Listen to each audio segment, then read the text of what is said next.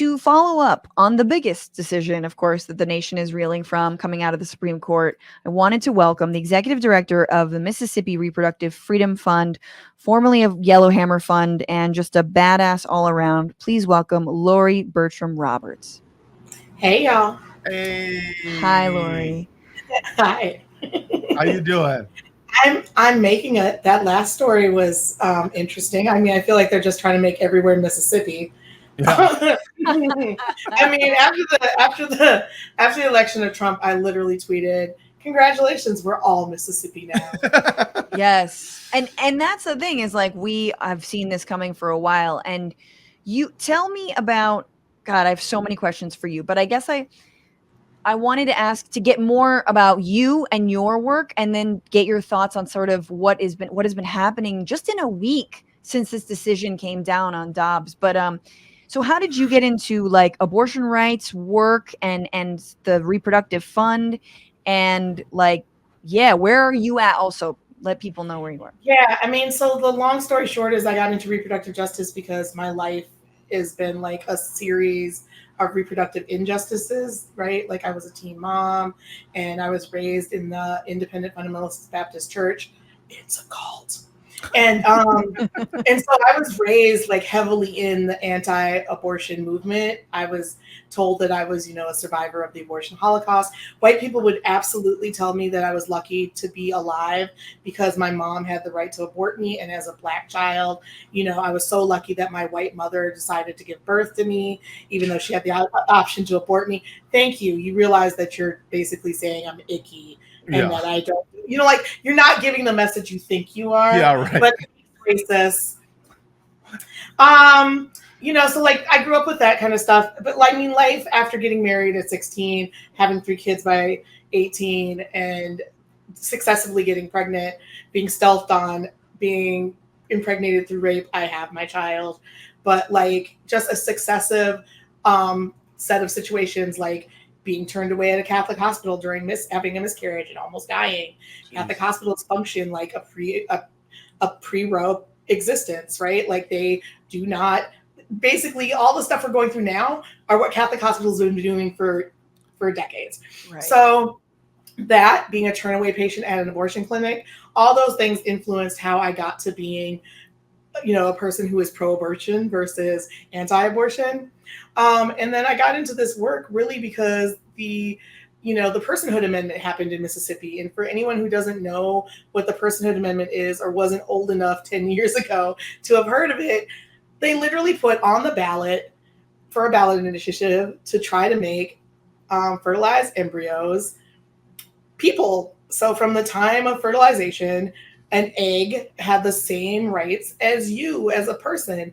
And I just could not wrap my mind around that. At the time, I was a member of the National Organization for Women.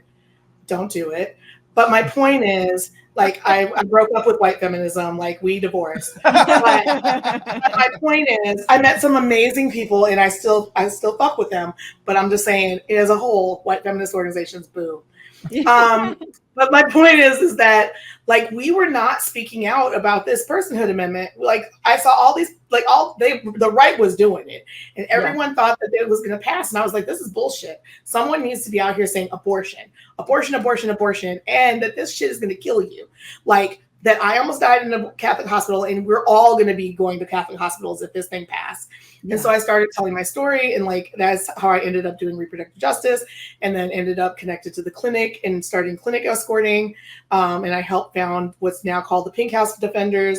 And so yeah, I know I'm connected to like all the things. And then like out of that came the Mississippi Reproductive Freedom Fund, which we actually founded through the Now chapter because I was head of the Now chapter at the time, and on the national board anyways. And so like that's how we ended up with the fund. And we've been funding abortions and doing practical support and giving people Plan B and supporting parenting for almost 10 years now in Mississippi. And then I helped some escorts in the state of Alabama start another fund called Yellowhammer Fund. And then I got the pleasure of being their executive director for almost 2 years. And I'm now transitioning back to Mississippi. And I'm happy about that. I'm happy to go home.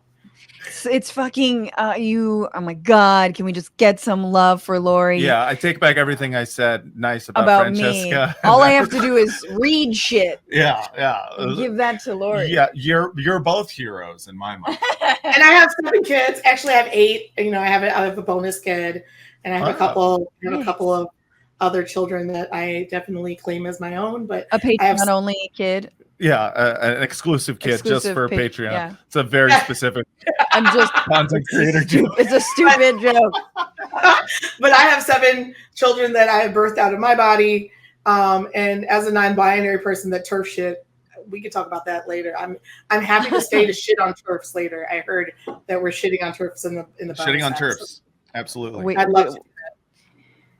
Well, yeah, I mean, I think it's funny because I just watched the Jane's documentary all about the women in Chicago in the late 60s and early 70s in their clandestine abortion clinic, essentially.